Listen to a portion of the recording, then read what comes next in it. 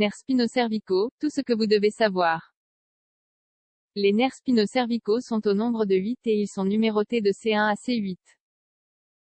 Ils sont formés par des fibres sensibles et des fibres motrices, raison pour laquelle ce sont des nerfs mixtes.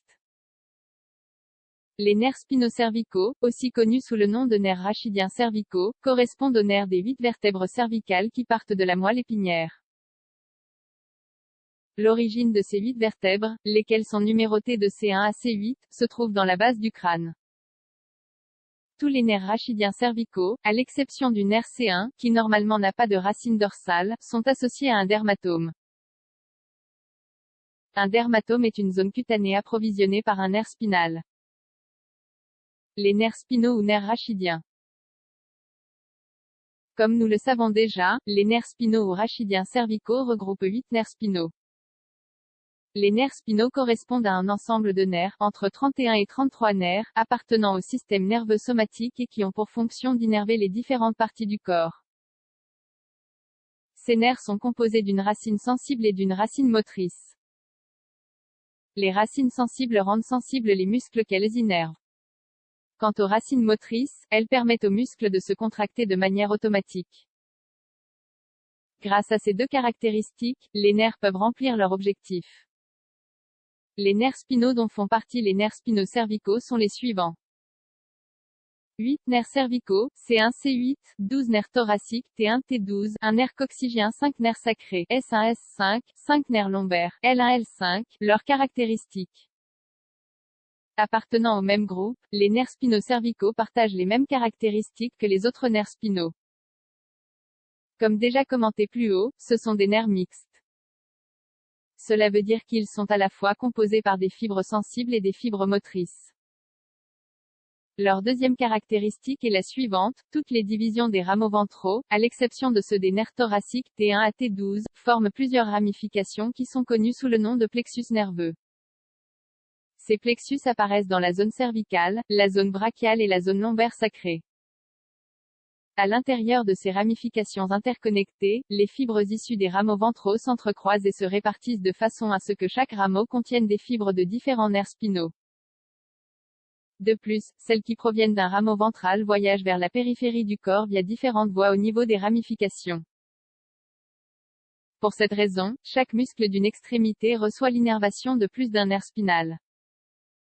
La conséquence de cela est la suivante, si l'un des segments de la moelle épinière ou si l'une des racines présente des dommages, l'extrémité en question ne se retrouve pas nécessairement complètement bloquée.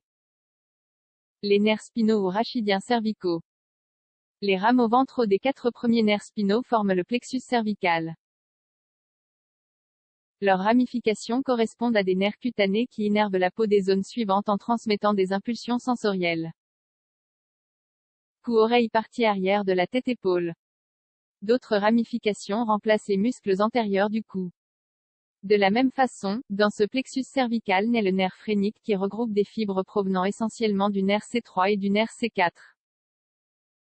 Le nerf phrénique va du thorax au diaphragme, le diaphragme étant le muscle le plus important de la respiration.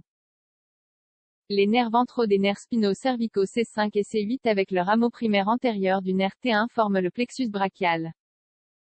Leurs ramifications sont responsables de l'innervation des épaules et des extrémités supérieures. Enfin, les rameaux dorsaux sont chargés de l'innervation des facettes cervicales. De ces rameaux surgissent également des ramifications des muscles de la tête et du cou ainsi que de la peau comprise entre le vertex, à savoir la surface supérieure de la tête, et les épaules. La division des nerfs. Tout comme les autres nerfs spinaux, les nerfs spinaux ou rachidiens cervicaux se divisent en rameaux dorsaux et ventraux après avoir abandonné le canal vertébral.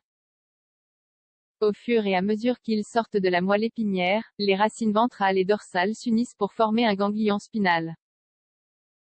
Ces ganglions se divisent ensuite. Rameau ventral ou antérieur, il s'agit d'un rameau épais. Ils s'entrecroisent, se divisent et s'anastomosent avec les rameaux antérieurs des autres nerfs spinaux pour former, comme nous l'avons vu, le plexus cervical. Rameau dorsal ou postérieur, c'est le rameau postérieur du tronc commun. Il est beaucoup plus fin que le rameau antérieur.